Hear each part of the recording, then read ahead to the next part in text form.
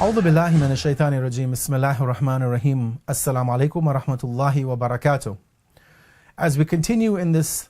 traditions of the importance of the month of Muharram and commemorating the martyrdom of Imam al-Hussein, may God's peace and blessings be upon him, we are nearing to the end of Muharram.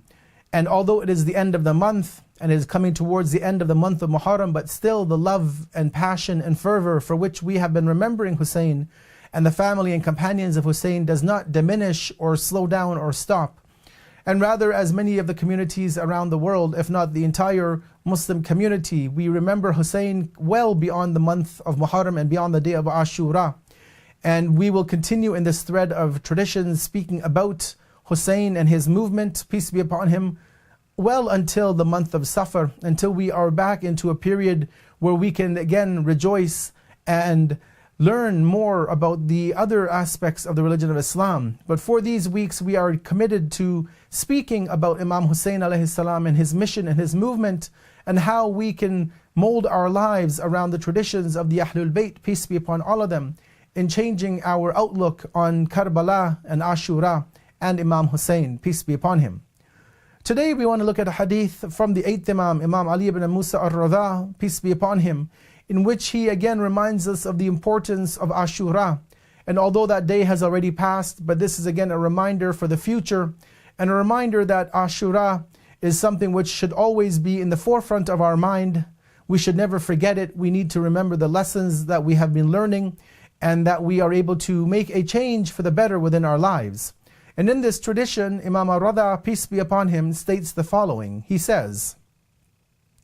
"The one for whom the day of Ashura is a day of tragedy, grief and weeping, Allah the Almighty and the Glorious shall make the day of judgment a day of joy and happiness for him."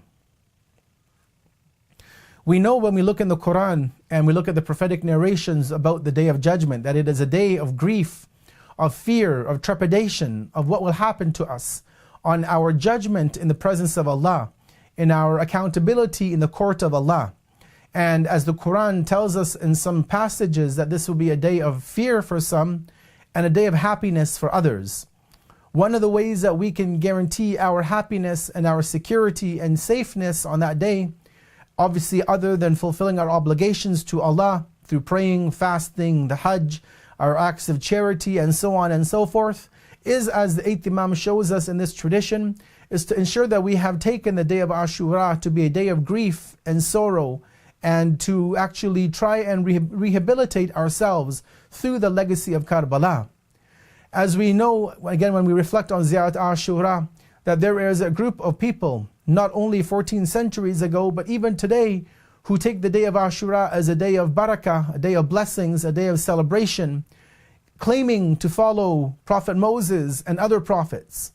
But had they reflected on the traditions of the Prophet and the successors of the Prophet, and had thought about what happened on the day of Ashura, they would realize the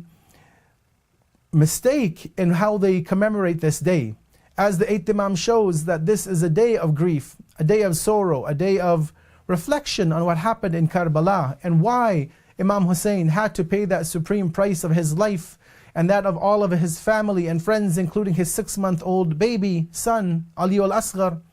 and why he had to do what he had to do, which was to safeguard the religion of Islam from being hijacked by forces which were not Muslim, forces that were trying to deviate the Muslims from the true religion, from the true path of Islam. And so we have to also recall and remember that Ashura is not a day of festivity or celebration, that we needed to have change our ways on that day to remove all forms of material thoughts from our mind, and to concentrate solely on Allah